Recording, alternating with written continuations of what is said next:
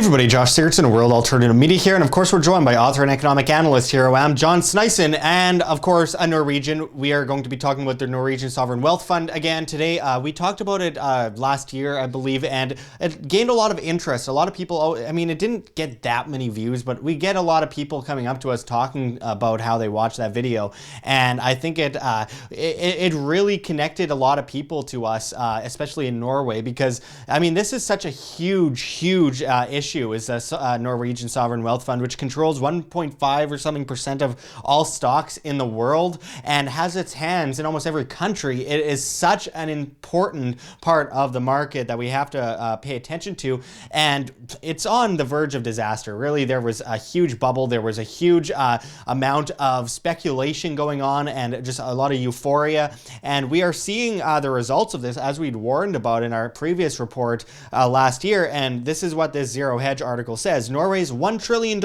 wealth fund suffers first loss in 2 years, bets on rising treasury yields. And as it goes into, Norway's $1 trillion sovereign wealth fund, the world's biggest, had two notable announcements today. The mega fund reported its first quarterly loss in 2 years as it suffered from a global sell-off in equities in the first 3 months of the year, which it had no means of avoiding, as more than 2/3 of its holdings are in stocks. It also shifted its bond portfolio to bet on further U.S. Treasury yield increases.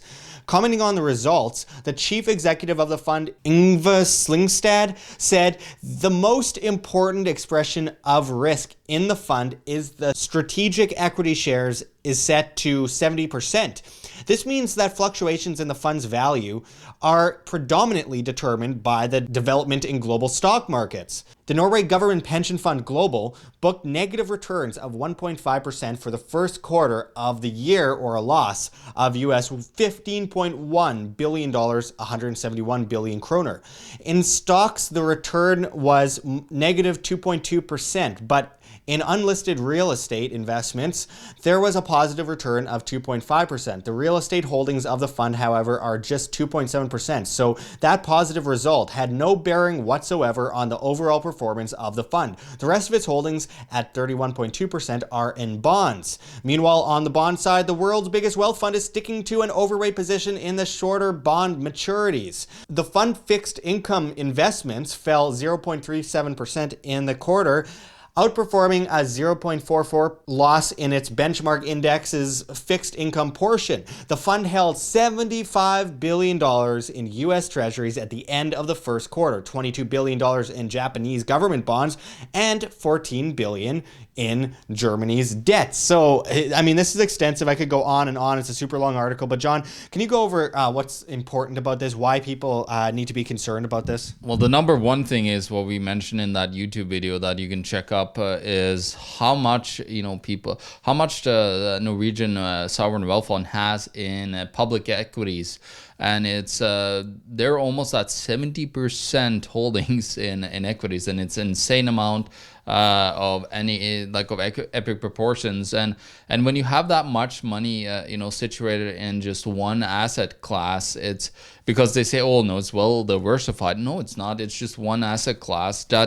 So they really only have three asset classes which they kind of diversify under a little bit, but it doesn't really matter when you look at and invest in public stock exchanges. It's not like you invest in a lot of private exchanges, which is a lot easier to mitigate some risk because you don't get the massive sell-off that you can have on all stocks in a public exchange. Now, going back to the losses, of course, that's having that mass amounts of money in equities with the current stock markets around the world being in the negative for the month mostly, and for the last, as you see, the quarter, all stocks on a global scale that they basically hold every single stock in the world almost that are on public exchanges, and they lost 2.2%. That's a substantial amount when you're looking at the total fund, of course. Now, looking at the other side of it, they talk about the bonds holding and how they are betting on raising yields in treasuries. Now, who knows with U.S. Treasuries? I think the yields could go through the roof on that. The problem is, though, that when that happened, well, then they might not be worth very much because the United States government are not going to be able to paid unless they raise their taxes 120% of your income. So it's a very unstable situation ever. And then, of course, they're holding Japanese and German debt, which I wonder how much of that is negative yielding. Probably not negative yielding, because then you would be very stupid, Yngve, if you invested in that. Maybe you should invest in some of the 100-year bonds out of Argentina, get some substantially better yields. Well, I think they probably are invested. I should look into that. Well, and I should also go into a warning that they put out, I believe, about a month ago, and it says in this article, the fund warned it could lose US $420 billion from its value, 40% this year, if the market crashes and the Norwegian kroner strengthens. And I quote, "Our estimate is much larger than the numbers that have been discussed in Norway on the spending rule, that a government cannot use more than 3% of the fund, and what would be the game plan in case the fund were reduced in krone rapidly," Slyngstad told the Financial Times at the time. So, I mean, that's extensive. We've been talking about the easily there's going to be a market crash in the next few years, maybe even more. I mean, it has to.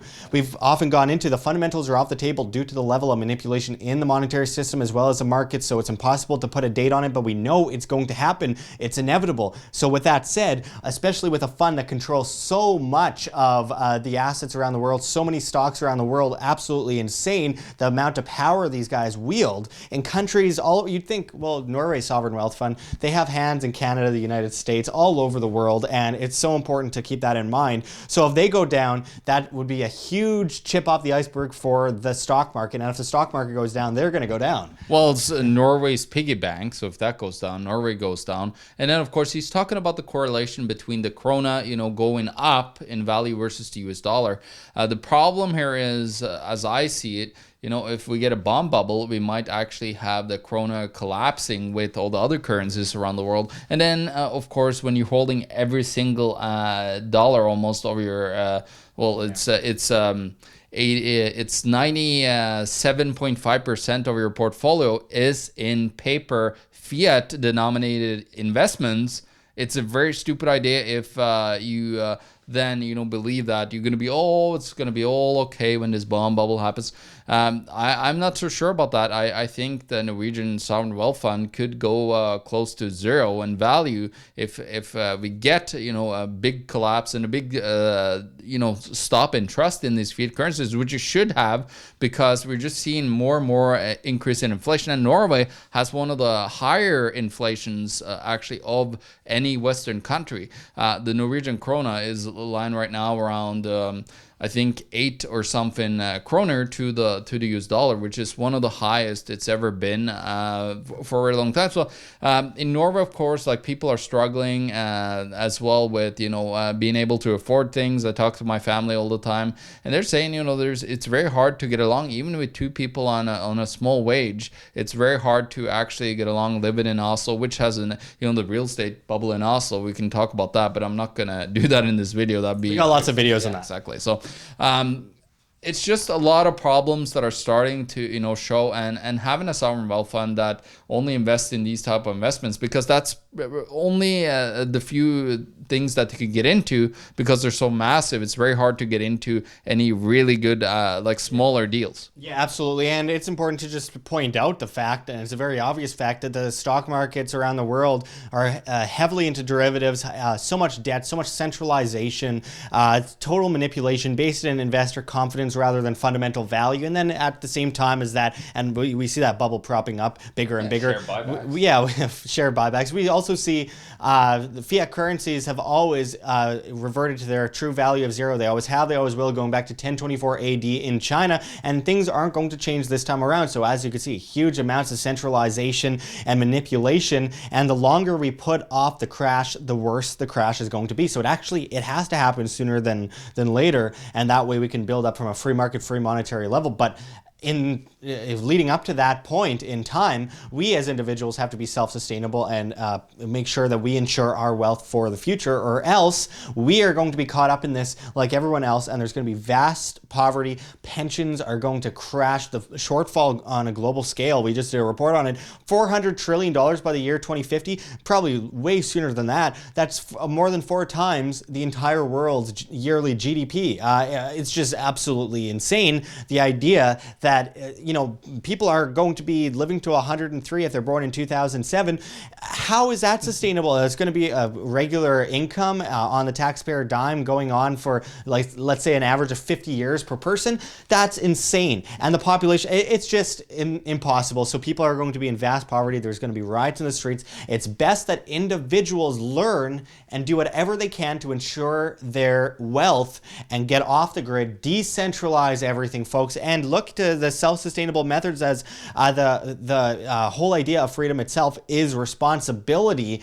And if people look towards things that I often bring up, food, water, shelter, self-defense, so you're not gathering things for the toughest guy on the block, then gold, silver, cryptocurrencies that have fundamental value, do your own due diligence, of course. I mean, these are just our opinions, but look, folks, you have to look elsewhere other than the centralized grid that we see with the banking system, central banking system, and governments around the world. We as individuals have to survive as individuals and be independent. That has been the way throughout all of mankind. And only in the past 2 centuries have we really just fallen into complete dependence and trust everything we have and own to the banking system and government, which depends on our dependence and our servitude. If they shove you down a bottomless pit of debt, you are forced to ask for a ladder up from the government and the banking system, which puts you in perfect servitude to them right where they want you. So I guess we can learn from that, and hopefully we can pick up our feet and do whatever we can to survive. Well, I got one last question before we kind of head out of this video, and I want to direct it right at Yngve Slyngstad, the little scamster that sits on top of the Norwegian Wealth Fund. Yngve, hvor gull og sølvet? Det fysiske gull og sølvet? Å nei, det har vi solgt i Norge, det. Oi. Det var veldig synd. Du kommer til å slite ganske mye, fordi du har ikke noe egenkapitalforsikring, og det game over. He sure told you. Anyway, I have no idea what he just said, but with that said, thanks for going into this with us, John, and until next time, this is Josh Sigurdson and John Sneisen signing out from World Alternative Media. Find the truth, be the change. Like what you see here, OM? Don't forget to check the links below. GoFundMe, Patreon. We can't do it without you. Any donation is very much appreciated, especially as we are so overwhelmingly demonetized and censored by YouTube as the ADL comes in and flags all of our content as hate speech.